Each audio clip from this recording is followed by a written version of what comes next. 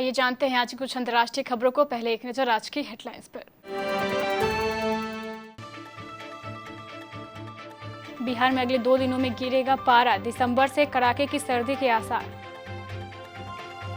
Corona lockdown की दिशा में फिर आगे बढ़ रहा भारत।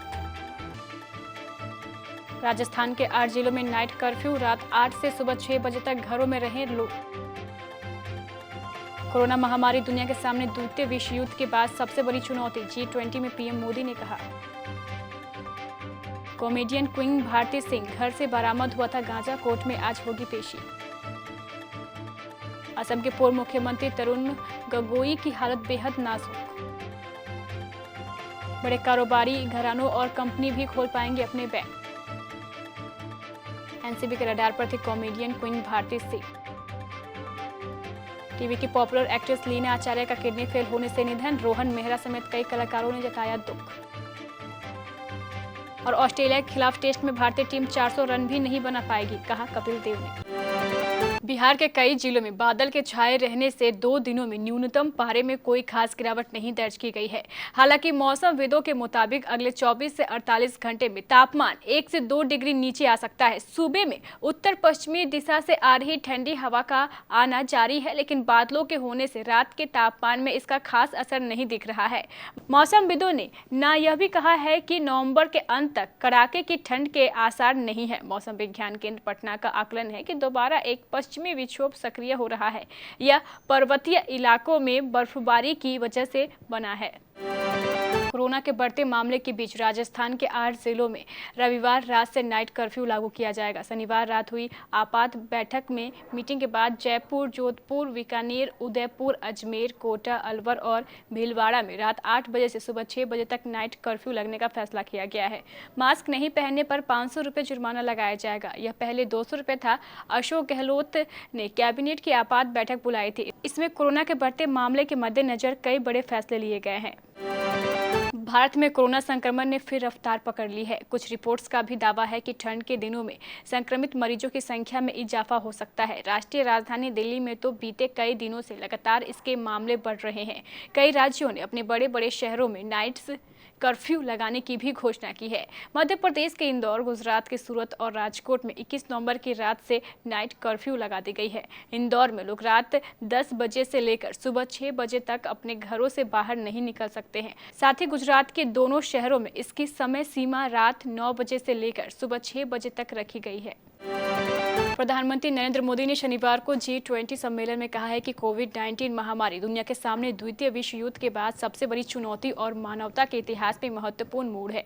उन्होंने कोरोना के बाद की दुनिया में प्रतिभा, तकनीकी पारदर्शिता और संरक्षण के आधार पर एक नए वैश्विक सूचकांक के विकास का सुझाव दिया। पीएम मोदी ने यह भी कहा है कि कोविड के बाद की दुनिया में कहीं से भी काम करना एक नई सामान्य स्थिति है और G20 का एक डिजिटल सचिवालय बनाए जाने का सुझाव भी दिया गया। ड्रग्स मामले में एनसीबी लगातार शिकंजा कसती जा रही है। शनिवार को मुंबई में एनसीबी ने कॉमेडियन भारती को गिरफ्तार कर लिया। उनके हस्बैंड हर्ष से पूछताछ हुई। हर्ष पर भी गिरफ्तारी की तलवार लटकी है। हर्ष की भी गिरफ्तारी हो सकती है। भारती को रात भर एनसीबी ऑफिस में रखा गया और आज सुबह उनकी अदालत में पेशी की जाएगी। एनसीबी भारती और हर्ष के मैनेजर और सर्वेंट से पूछताछ कर रही है। दोनों ने जहां से ड्रग्स मंगवाया उस सोर्स का पता भी एनसीबी ने लगा लिया है। बता दें कि शनिवार को एनसीबी ने मुंबई में 3 जगहों पर छापेमारी की थी। भारती और उनके हस्बैंड हर्ष के घर पर छापेमारी हुई थी, जिसके बाद भारती सिंह और उनके पति हर्ष लिम्बाचिया को एनसीबी ने समन किया था। अब भारती को गिरफ्तार कर लिया गया है। असम के पूर्व मुख्यमंत्री तरुण गोगोई की हालत बेहद नाजुक बनी हुई है।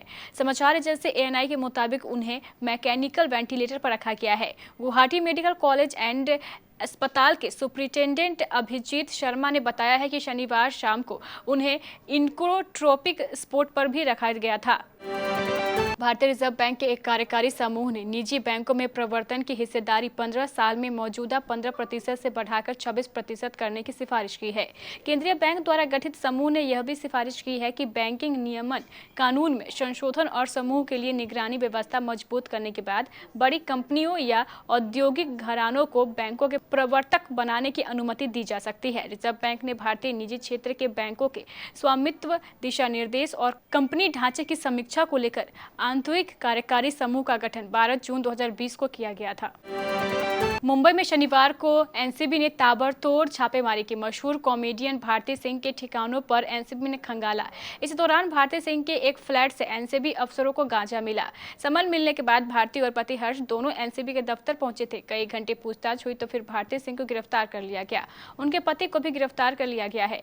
आज उन्हें कोर्ट में पेश किया जाएगा। भारती सिंह के पति को भी देर रात गिरफ्तार कर लिया गया। कॉमेडियन क्वीन भारती सिंह का नाम लेते ही चेहरे पर मुस्कान तैरती है। स्क्रीन पर इनकी मौजूदगी ही लोटपोट कराने की गारंटी देती है। स्टैंड अप कॉमेडियन में भी खुद पर हंसकर, कभी मिमिक्री करके, कभी दूसरों की हरकतों पर टांग खींचकर वो हंसती हैं और गुदगुदाती हैं।